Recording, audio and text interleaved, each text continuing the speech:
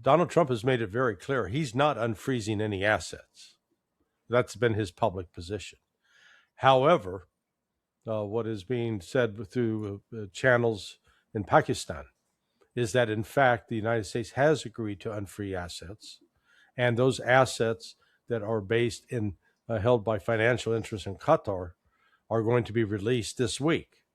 Is that correct? That is correct. The only twist is that he's releasing them to, from what I understand, there has been a lot of hostilities between Iran and Israel, and the thing to note is that the President of the United States has been saying that this is regretful, and he has been saying that he wished that this did not happen, which is very surprising to me. I'm old enough to remember when Reagan simply asked, when I do not remember the name of the prime minister at the time, but he simply asked him to stop bombing, and bombing stopped within half an hour. That was Netanyahu.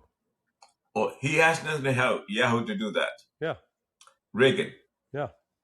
And bombing did stop. And then Reagan was free to do whatever he wanted to do. In any case, Trump, not surprisingly, cannot do that. And this is not a surprise to us. This is not a surprise to anyone that we have consulted with in Iran or in Pakistan that is central to a potential peace that we still believe is going to happen through the good graces of Pakistan. And we have had contact with many people of influence in Pakistan who have been talking to people of great influence in Iran. And this is no different than what we thought would happen once the United States moved closer to a deal. Another very significant development that we believe now is in the eyes of the world is the fact that the United States has decided to unfreeze some of those stolen assets. I will say those are stolen assets belonging to Iran, but they want to now go through some of their Gulf partners to make the division. And Iran is in touch with them. And eventually that will result in a significant portion of their assets coming back to them. Well, Zulfiqar, let me interrupt. Let's make it clear what you're saying here, because I think you're not helping people understand what the import of the story is. Donald Trump has made it very clear he's not unfreezing any assets. That's been his public position. However, what is being said through channels in Pakistan is that, in fact, the United States has agreed to unfree assets, and those assets that are based in held by financial interests in Qatar are going to be released this week. Is that correct? That is correct. The only twist is that he's releasing them to, from what I understand, to Kuwait and to some other Gulf countries friendly to the United States, and a part of the group of countries that decided to attack Iran in the Gulf monarchies. The group of countries that decided to attack what? To support the United States in attacking Iran. But no longer are supporting. No longer supporting. Well, see that's the key. That the previous support that the Saudis, Qataris, Emiratis, Kuwaitis provided to the United States, the only one that seems to still be active in supporting the U.S. has been Kuwait. I find most interesting the virtual silence coming out of the Emiratis, given their previous close association, close ties with Israel. Well, if you would allow me to interject, I would say I have some knowledge about that, and the knowledge that I have comes from the people who are intermediaries, who have good contacts with the UAE and Iran and some of the other countries in the region that are very influential in whatever eventually will come out of this in terms of an accord. And that includes Saudi Arabia. And from what I have been told is that the Emiratis are just deeply anxious to get this thing over with. And they are very deeply anxious to reestablish ties with some of their Gulf neighbors. And they are also deeply anxious to repair the damage that has happened within the UAE. I mean, the UAE is nothing more than a conglomeration of a bunch of Arab, for the lack of a better word, Arabs, small Arab states that the British, when they decided to leave in 1947, 1948, make them into a sheikhdom. They right. took So the chief. You're talking basically different tribes headed up Different by tribes. different emirs. So it's not Yes. just one, but in the process, MBZ has sort of made himself the number one. Correct. He was the his grandfather, King Abdulaziz, was nothing more than a Bedouin who had famously 11 wives and the biggest, if you can call it an army, a number of people, with swords. Mm-hmm. This is 1947, not that far away. The British, when they left, they created all these sheikdoms, and they said, "Okay, you've been our friend, allowing us to have oil that now goes to the United States at 2 cents a barrel. Okay, you can be the king of this area, going all the way from the Hijaz to all the way up to Iran's border, right? And so forth. And this is how this has come about. It is only the oil income that has made them what they are today. And prior to that, they were nothing more than roaming tribes. Correct. So Saudi Arabia, as a result of this war, working with Pakistan, especially Asim Munir, has realized that it is far better to be a friend of Iran than to be an enemy of Iran. And so has been the case with, very significantly, Qatar and Oman. Oman is where the United States has the biggest naval fleet. Right. Well, but it's not that surprising with Qatar, because if you go back and recall 7 years ago, when the Saudis and Emiratis were actually trying to isolate and punish Qatar, principally for its close relations with Turkey and its support for Hamas, that the one country that came to its assistance was Iran. So, there's a history here. There's no question about it. And as far as I know, right now, as we speak, given half an opportunity, Qatar, Oman, and Iran are going to become very close friends and have very good relationships and reestablish commerce, given half a chance. And also, I know that Pakistan has emerged in all of this as a heavyweight. I mean, obviously backed by Iran, backed by China, and China is encouraging Pakistan in every single move that it's making, and stands right behind it, and is willing to accomplish what Pakistan, Iran, Afghanistan, not Afghanistan, Saudi Arabia, Qatar, Oman are trying to establish, which is a working relationship between all these countries. Iran is not interested in dominating its Gulf neighbors, not at all. is not even interested in collecting tolls on an ongoing basis. And whatever tolls that it does collect, it wants to share with Oman. And it wants Oman to be a partner in managing the Strait of Hormuz. So I've been saying, repeatedly that regardless of what Netanyahu does, regardless of what Israel wants to do, the United States will be out of the region. Iran is willing to give the United States a dignified exit right now, as we speak.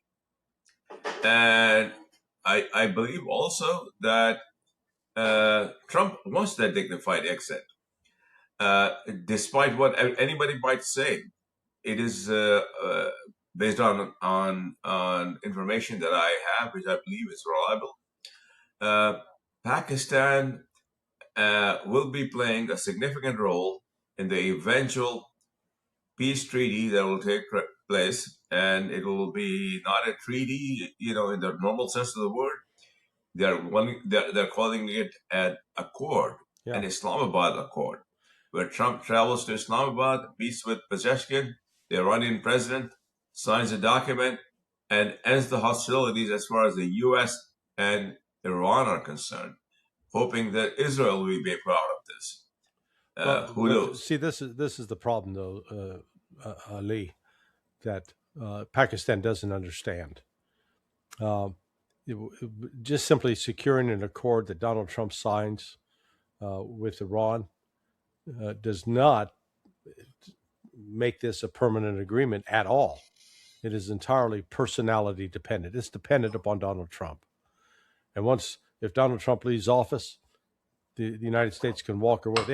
There is no obligation on the part of the U.S. government to abide by or uphold this. In fact, you can't rule out the possibility that the Zionist lobby will compel or persuade members of Congress to pass an actual law that prohibits the president from following through on the agreements made in the accord. See, that's the weakness of this. There's no doubt that Donald Trump is desperate to get an agreement. He wants to be able to claim that he's brought peace to the region. But the problem is, unless it is treated as a treaty, as an obligation, not of Donald Trump, as an obligation of the U.S. government. Because remember, the JCPOA was essentially another accord. JCPOA is just a fancy name for accord. And what happened with that? Donald Trump tore it up, walked away from it. I don't think that they are oblivious to that. I don't think that they misread the value of whatever that accord might be. From my understanding of it, they simply, by they, I mean the Pakistanis and the Iranians are simply interested in ending the hostilities as to the United States.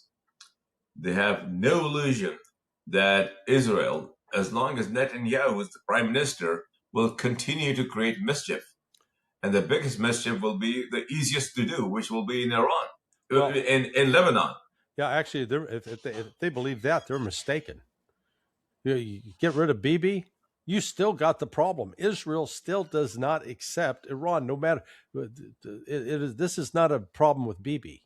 It extends, and that's, I guess, what concerns me. If the Pakistanis are seeing this as, oh, we just get rid of Netanyahu, then our problem's fixed. Hello? No, their problems remain, because the majority of the Israeli population believe, one, that you got to eliminate the Palestinians, the Amalek, two, get control of Lebanon, both from the standpoint of there's a lot of potential oil and gas resources off the coast of Lebanon, and three, destroy Iran. This is not a Netanyahu vision. This is a vision of the majority of the Israelis. And you may be absolutely right. You may be completely, correct. But I speak with my contacts almost daily, and I speak with them for about half an hour. The people who are really in the knowledge. Sometimes I speak to their deputies and associates for a long period of time, and they are deeply, deeply embedded in Iran and China, also in China, and now increasingly, interestingly, North Korea. North Korea has emerged as a player, a big one. I'm not sure whether they disagree with anything that you just said, but I believe that their immediate goal is to establish some kind of a rapprochement, if you would, between Trump and Iran, and they think that that would be having a very salutary effect on the entire region. I mean, it might. Even now, Trump has not been anxious to reestablish a bombing campaign. Right. No, it's clear. Look, it's clear that Trump is invested in the Pakistani effort. I think that has become very evident over the last 24 hours. But the risk in that, both for Pakistan and for Iran, is that Trump is at his politically weakest ever, that the Zionist control of the Congress remains significant, and that although popular opinion has turned strongly against Trump on the war in Iran, the Zionist contingent continues to wield power and to control the debate. So any agreement with Trump is just it is temporary and it's illusory. It does not solve the problem that Iran today staked out a new policy position, a policy position that is critical for the future of the region. And basically, they said that going forward, any attacks on the Palestinians or on the Lebanese will be considered an attack on Iran. This is the first time in 47 years that Iran has made that kind of linkage to what's going on in Lebanon and in Palestine. I'm aware of that, and I had a brief, like a 10-minute conversation with my contacts on Pakistan who are invested in Iran. I mean, these are people I would be. I mean, I'm happy to share some of those details with you. You know about Mohsen Naqvi, who has made numerous trips to Iran, close to the Ayatollah Mujtaba Khamenei, but you may not be as familiar as our audiences to his to one of his very close relatives, who is the head of the Pakistani Shia community, 40 million strong, and deeply, deeply invested in Iran. This is their joint, joint decision, so to speak.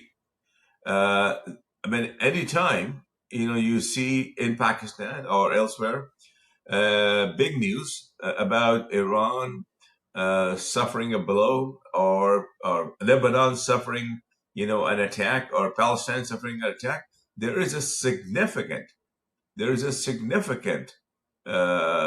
uprising as to why we allow this to happen.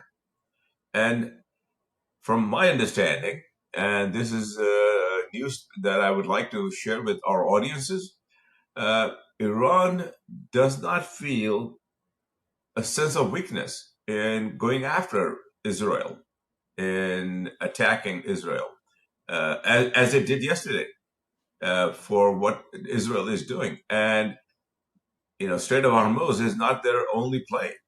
Bab al-Mandab is their second play. God forbid,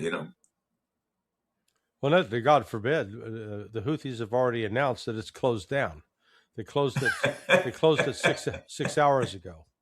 Yeah, I understand, and that was a discussion yesterday. vary. So they've got powerful weapons. And when I was speaking with my contact yesterday, he had told me that the chief, meaning Asim Munir, anytime I say chief, it's Asim Munir, that Asim Munir had been told by Arakchi that we don't need to proceed to a making of an atomic bomb, even though we could, because we've got a huge atomic bomb right under our feet, meaning the Strait of Hormuz. And I believe that's true. I mean, if the strait tends to go back to where it was when the war began, and no transit is taking place of energy, of everything else that the world depends on, that's like an atomic bomb, or worse than an atomic bomb. So I think Netanyahu is playing with fire, and I think that Trump lately has begun to understand the nature of the conflict. What say you?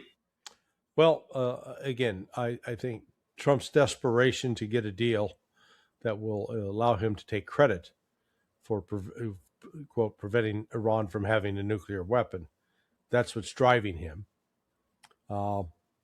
But it's already been demonstrated that he has little control over Iran, over Israel, I mean, or whatever control he has, he's been unwilling to execute or exercise that control. Now we'll see if that changes within the next, 24 hours.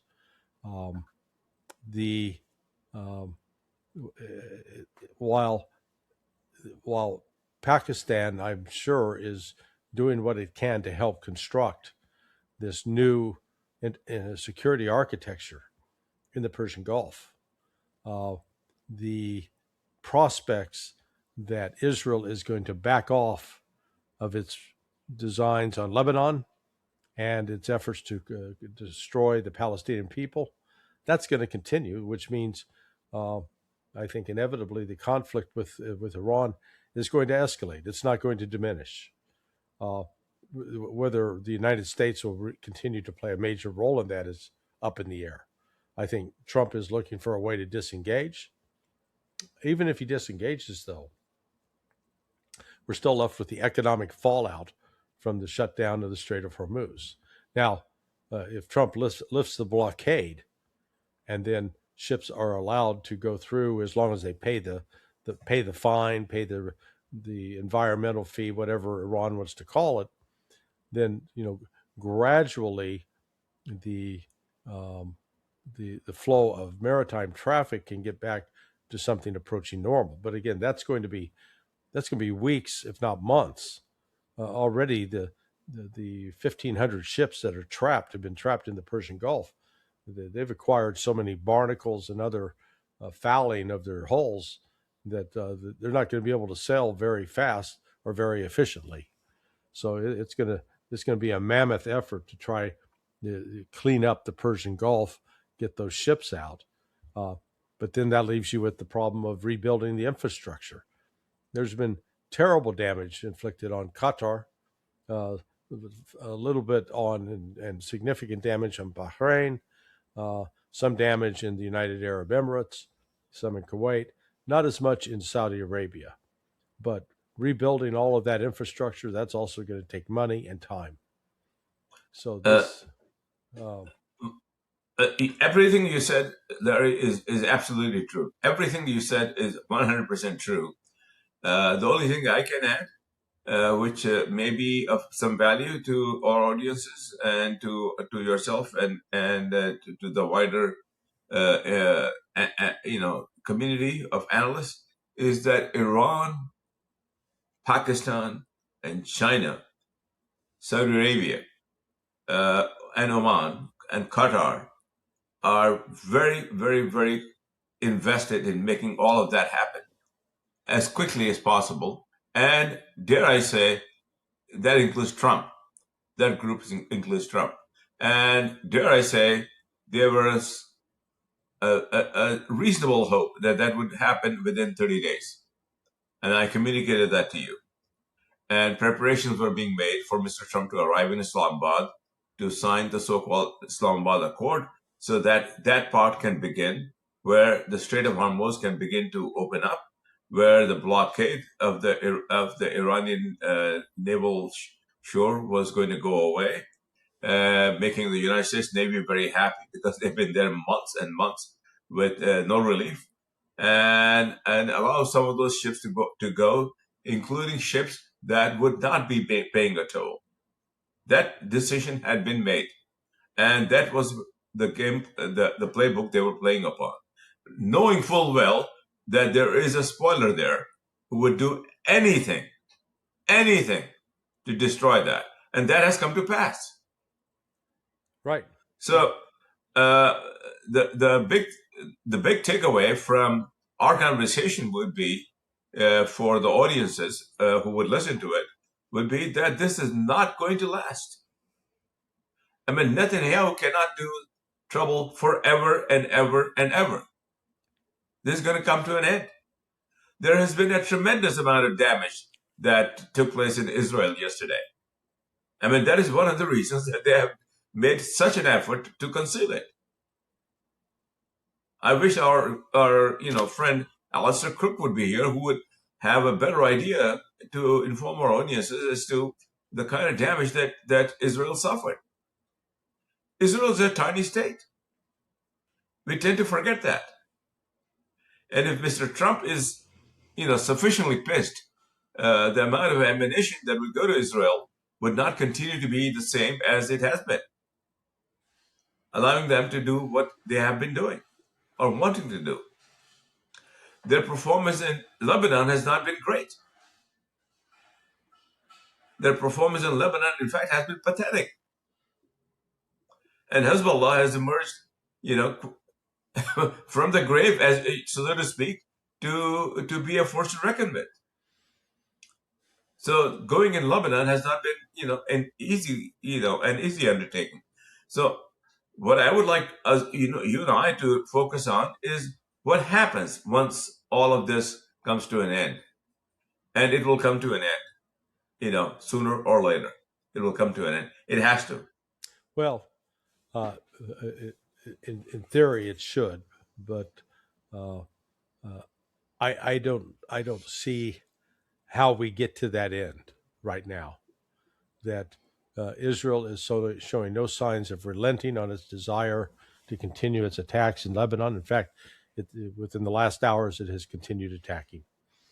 The power of the Zionist lobby is significant, and Netanyahu himself is openly bragging about succeeding in getting modifications to the U.S. National Defense Authorization Act, which basically creates a closer alliance between Israel and the United States, one that insulates Israel from political pressure. So from that standpoint, they see themselves as winning. It really, up to this point, it appears to me that Pakistan is exercising some influence over Iran to limit its retaliation against Israel. And I personally think that's a terrible strategy.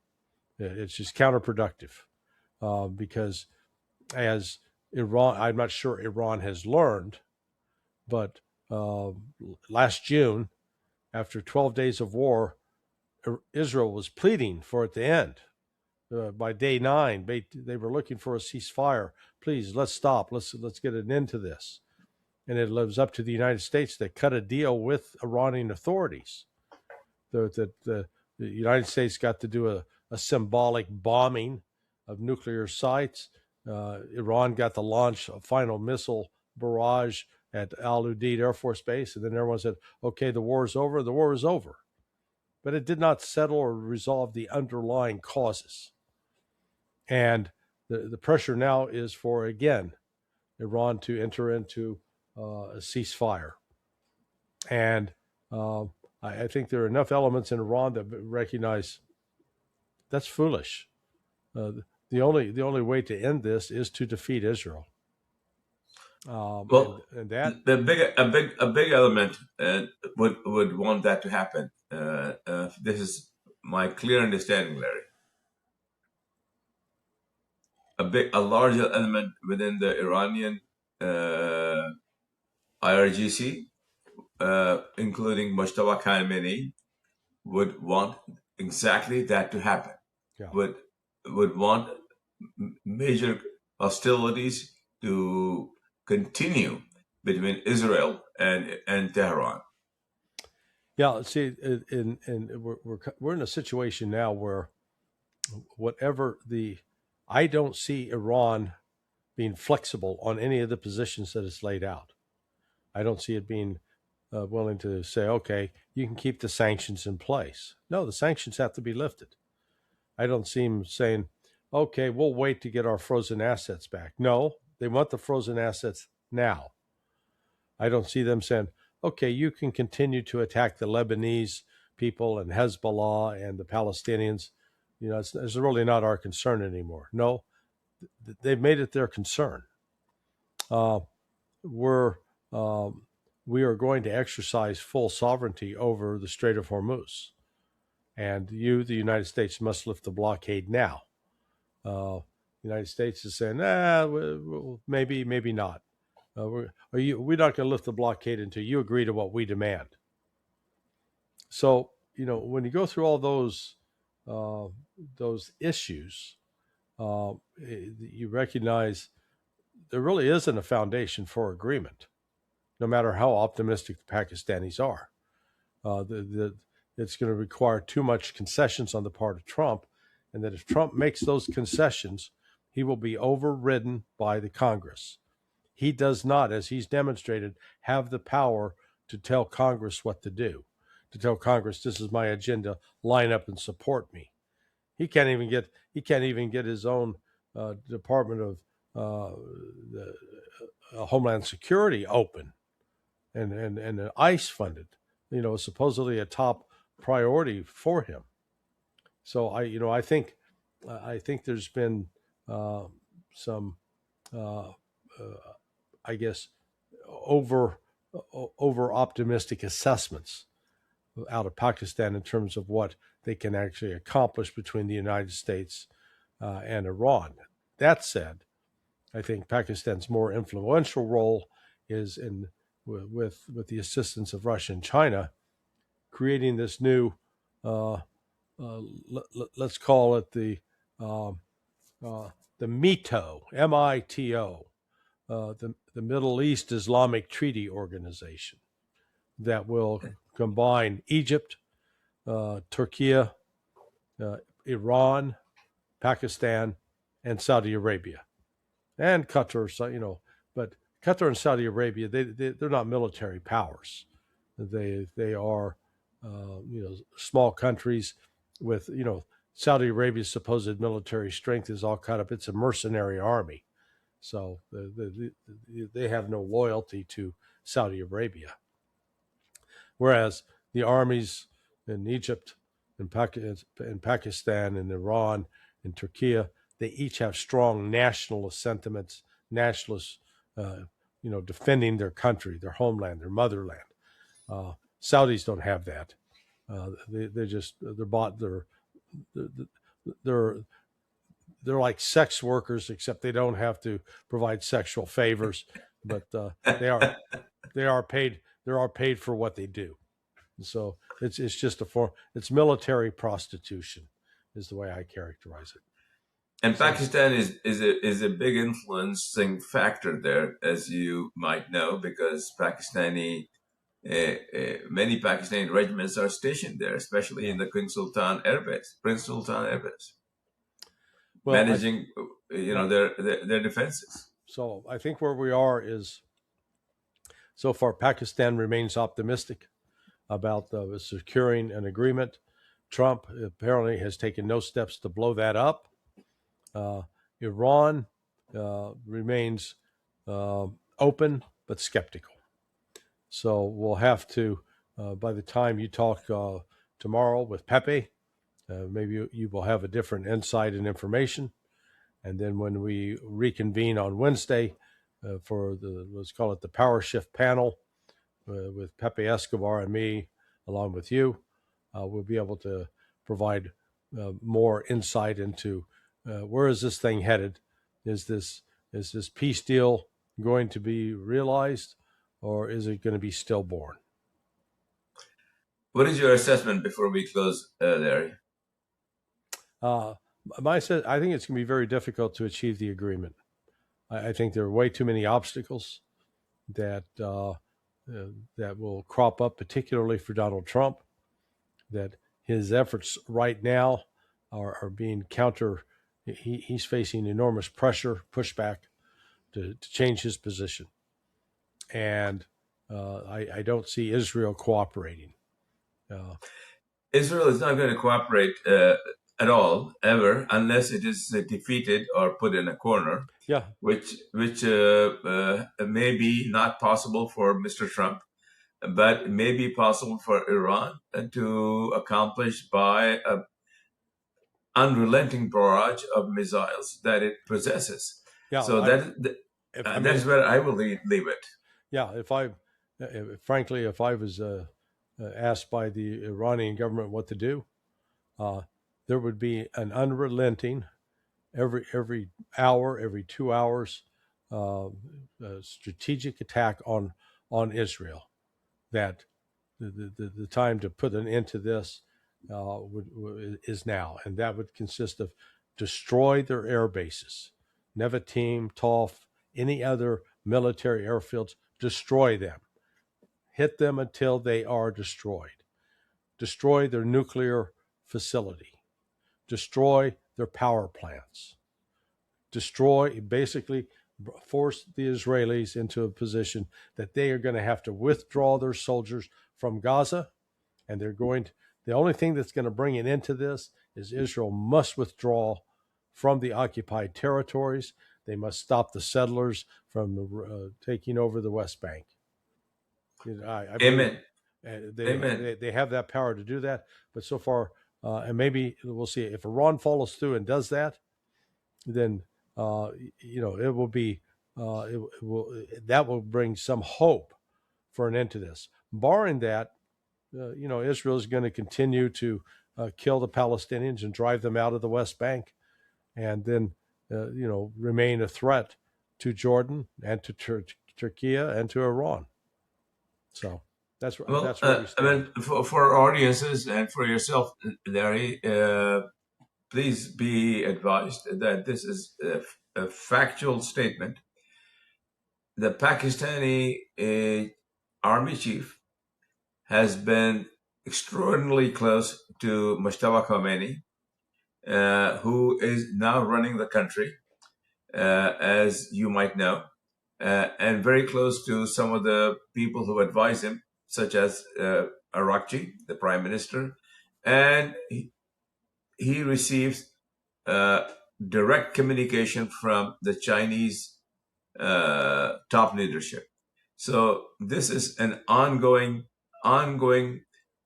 drama that will continue to unfold and that will continue to forever change the region. So we will have another version of this for our audiences tomorrow with Pepe, and a final version between Pepe, Larry, and myself, the Power Shift panel, and we will bring you the latest, the unvarnished truth about how the region is changing and how the rest of the world, the global south, is going to be a forever changed place post the relationship between the United States, Iran, and Israel, which is not bound to happen. Thank you very, very much, Larry, for your contribution to our understanding of this region. And I appreciate everything that you have said. And we hope that this can be a weekly presentation so that we can bring to our audiences things that will affect their lives as they are happening without the intervention of corporate bosses. Thank you so much. Thank you. Just I'll shut this down, the recording part of it. Please let it go on in terms of your computer so that it records it all. before it is posted on. And let me make a suggestion that you go back and you re-record the introduction. So you need to look into the camera and say, "Hello, I'm Zulfiqar Ali, and welcome to Power Shift." And do an introduction like that. I will certainly do that. And that will be edited right in front of this. Yeah, and within that, it says, "Today, this is what we're talking about. This is the critical question." Put that up front, and that way that'll help viewers look and say, "Okay, yeah, I want to listen to this." Thank you, Larry. Why don't you make your introduction, and and Huda will edit that and put that in the front. Go ahead. Well, okay. Hello and welcome to Power Shift. I'm Larry Johnson. The host today, Zulfiqar Ali, is a visionary wanting to make sure that we provide current intelligence about what's really going on in the Middle East, and in particular, what is happening with the state of peace, the prospects for peace between Iran, the United States, and Israel. And so the central question today is, will the Pakistani effort to broker an Islamabad Accord come to pass? Amen. Amen. Thank you very much, Larry, for that introduction. And you are so much better at it than I am. And I want our audiences to know that this will be a regular feature on Substack and on Rumble and a bunch of other places. And we will make sure that you receive the very latest information that comes from people who are in the positions of power, who understand exactly what is going on. They are the ones seeing this. They are the ones influencing it. And they are the ones who are in contact with all of the players, including Mr. Trump, and who are kind enough to give us their understanding of where things stand. Thank you very much. And we hope to see you every day. Bye-bye. Bye. So I will shut this off right now. And please let this go on for maybe a minute or two.